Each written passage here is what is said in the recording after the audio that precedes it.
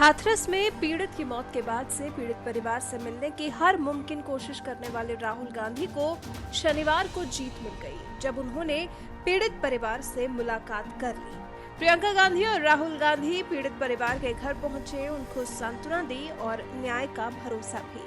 परिवार के साथ थोड़ा वक्त बिताने के बाद कांग्रेस के पूर्व अध्यक्ष राहुल गांधी ने सोशल मीडिया प्लेटफॉर्म का इस्तेमाल किया और देश दुनिया को बताया कि वो इस मुश्किल वक्त में पीड़ित परिवार के साथ खड़े हैं।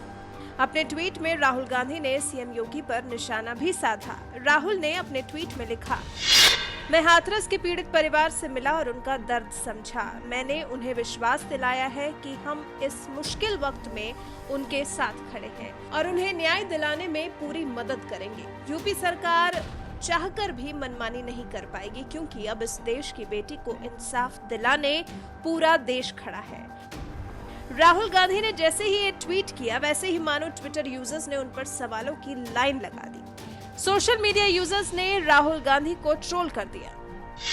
बलिराम यादव ने लिखा, ऐसी खबर है कि हाथरस के सत्य को जनता के समक्ष उद्घाटित करने हेतु हो रहे दोनों पक्षों के नार्को टेस्ट से पीड़ित परिवार अपने को अलग कर रहा है।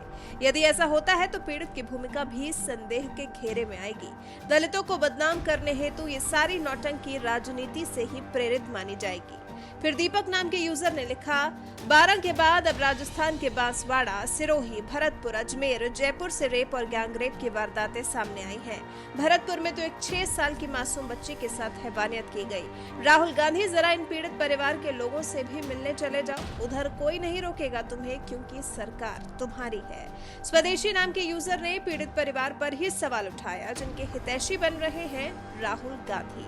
लिखा है, हाथरस केस में लड़की का परिवार, चारों को फांसी, हाँ भाई हाँ दे दो।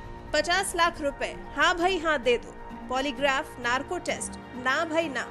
सरकारी नौकरी और नया घर, हाँ भाई हाँ दे दो। सीबीआई जांच, ना भाई ना। योगी का इस्तीफा, हाँ भाई हाँ दे दो। आपकी फोन डिटेल, ना भाई ना। नेहा सिंह ने लिखा, सफदरजंग अस्पताल में पीड़िता भर्ती थी, जो कि 10 जनपद से मात्र 5 किलोमीटर की दूरी पर था।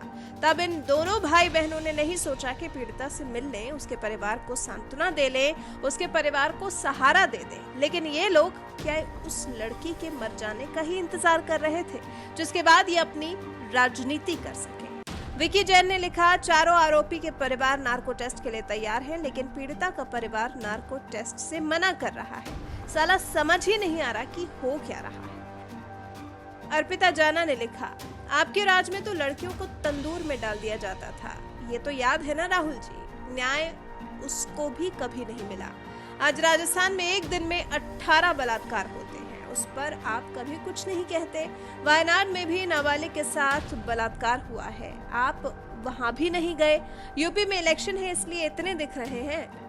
नीतू गर्ग ने प्रियंका गांधी और राहुल गांधी का हाथरस जाते हुए वीडियो ट्वीट किया है। पूछा है, क्या ये कोई राजनीतिक पिकनिक है आप लोगों के लिए?